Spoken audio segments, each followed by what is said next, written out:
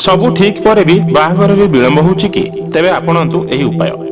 ज्योतिष शास्त्र अनुसार कुंडली रे बृहस्पति अशुभ स्थान रे थिले विवाह रे बहुत समस्या उपजी थाए, किंतु बृहस्पति ग्रहक दोष को दूर करिया पय केतेक उपाय रहिछि।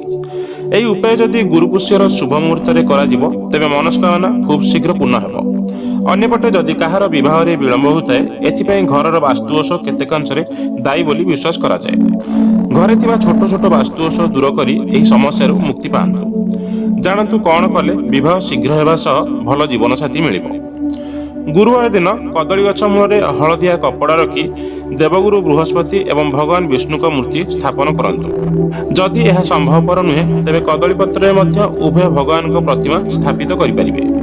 गाई क्षीर रे बृहस्पति और विष्णु को अभिषेक करी हलदिया फूल, हलदिया चंदन, गुड़, चना डाली, हलदिया वस्त्र अर्पण करंतु। भगवान को प्रसाद रे हलदिया रंधा खाद्य एवं हलदिया फल अर्पण करंतु। एही भली पूजा करिया परे देवगुरु बृहस्पति एवं भगवान विष्णु को आरती गाईर शुद्ध घी रे दीप लगाई करंतु। एही भली गुरुपुष्य जोगरे पूजा करिया द्वारा गुरुर अशुभ प्रभाव टळी थाए एवं शुभ फल मिलियाकु लागि थाए। यह सह विवाहर जोग मध्य पड़ियाकु लागि थाए। आजिर कार्यक्रम आपन जदि भल लगी प्लीज लाइक एंड सब्सक्राइब करेंगे और पाखे थिया बेल आइकन उपरे क्लिक करनेबे। या फल रे हमर परवर्ती वीडियो आपन सर्वप्रथम देखि पारिबे। नमस्कार।